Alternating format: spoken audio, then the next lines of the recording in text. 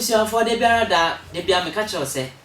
ade chin na ye nti bibi anasa ade chin na say ye hu bibi a na sa da no na ye ade ne enchin ye ene ne sen oni se Maame Agradaa anasa evangelist mama part and afi and nkofo ene Owusu Bempah ntokwa ena ne we ato amane we ato amane we no oni se ende anasa owura ya fa ne Manasseh so ede no ho abegim nsem no mu a che aye deja aye piso be bia ama highway no so no che se me pa che yen kwa ne hwe de ekoso e wo highway no so nsam a ekoso between Nana Agradaa and afi Owusu Bempah and afi join yera Manasseh so a join no nsam a ono so e de join me pa che yen kwa ne hwe video no mo se Maame ya o pro so che na waye se anama kokone okwa atifi ko hunu nsu a na waba na afo abebisa yi Maame ya waye no ho kotoku sabrobe ya aboa kokompo so onfaso kye na odidi wi a no de na no twitwiri fomi enye obi bia se Agradaa oba na beto bo ase ya to bo ase na aboa no wo pre ewu ana na wo bewu pra wo pre no wo pre na wanhwe wo wie ye beye tan said ya wuhunu ho se wo ye smart bi ena wuni minyansa bi ena wo ye obi ama no nkrofo ni minyansa chan wo obi ti se me Manasseh the word changer me yonum difo nyansafo chan wo bibire keke na said ya wo ko atifi ko hunu nsuya no waba na fo bebisa no ye nyina da ye nim nsuo no hono ene ye nim bisa ene de wo se wo take revenge ade obeye ye nyina na wo pretend se wo do papa ba na ye wo do na ye revenge and obeteki yenim oh yes ye yawe say from day one no enye wo do papa bi na wo de ma Agya Bempah yenim pa ye yawe na won se etwono enuru ho a ye mpene danta na mo eduru wo wi ansa na ya pene danta what you say me kan so ma kire Ghana fo ne na obi ade wi a hyere tirim entokoye chinchina atwan Maame ye ni abre ne ho a wa fo so apese one na ti na ne ngege no mu kun enye no kore se ebia wa sembae ewo waware yi mu ne fie nsense nti omo amegina wachi anka bia ma ho eni ti na wa hya ase no omo kun enye no kore ubota ye nyina ne se o pese o sign fight Agya Bempah back o pese o sign di papa na tem na Ghana fo ma me nkire mu de enti Maame yesa eye simple key ena me bie di ato no me wi a mejuma home okasa biem na ehu hia sem be kasa me say until death I will speak the truth what you say die tie nie o se wanya case one a biblical case na aba be to court no a biblical te wo no Doctor Who na ehwe no onni kura no wona boa no bibia ena ko nkrampan Mr. 8 Agya Turumudini ono nso so no ono ene Dr. Who yi enenam ena Dr. Who no enso akoda ene apia yi eti sawhwe sankrofo ya omonam ya case kesi abeto we so eye biblical case uti asem ni pa eti Maame ne pese eye agra opese case no eye foolish case opese yetwam because when you say kiane ken wodifo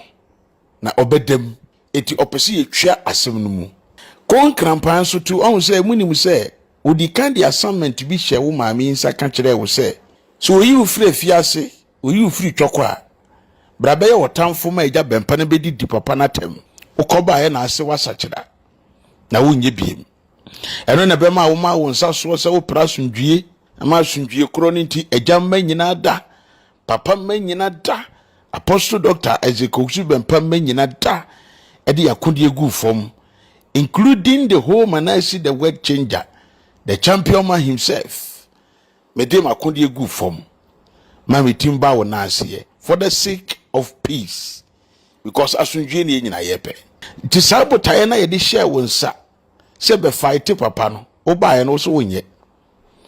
ba se be bia aduru no wo de wonsa to abere wa aduanim se wo peu se wo mpeu wobɛyɛ wontemi ye pa wode wo nsa to aberewa aduanim etiagodu pempe so se wopew se wompew wobɛyɛ efiri sɛ case na da wo no se betumi atwa asɛm no mu ma asɛm no ayɛ foolish case e de amawo a so obeyi obi edagya ewo TV so no se betumi ama case no eto atwa agye sɛ Dr. Who ene betumi ene biblical akasa ena biblical nso Dr. Who no ne boss ene konkrampan nso so no woni agya ke badu enenam oni agya ke badu nenam ena omo aka kire wo se be kontokwa wo se wonko asem yi ba ye die wo pese apia etwa asem no mu ena omo se ndie ba obae se sanity ye dia assignment na ede ma wo se be didi papa na tem no koye sa assignment na ansa na so we assignment ni wie dia ene ye be ma court case na aye foolish case etino upese wo yusu Owusu Bempah as an escape goat na ode no e deliver wo ho e free court nsensem no mu eno ne ntoko a wa hya ase a pese wo kono on se trap na ko nkrampan de ma wo na wo yes wa twe ho afiri mu no omo asan aka wo de wa hyem eti ye kan onipa ya fa no de ne ya akoa ene nko adwuma sisi ya eye wo sa maame wate dross mu ntutu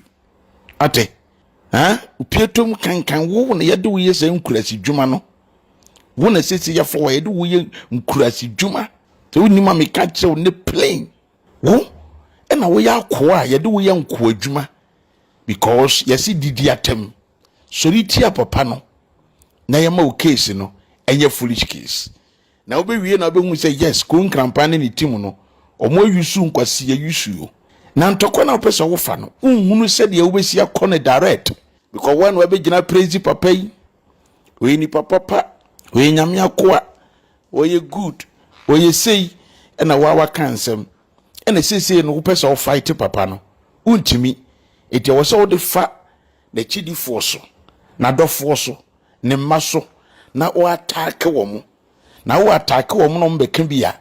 na we yi wo mo asi nchen na fi wo de akọ papa no so. That is the whole work. That is the whole motive. Ade na wo ye ne wo mu anu no te Ghana fu ni ma ena mabie so no se wate ase e pa cho wan kase wo hu ne koye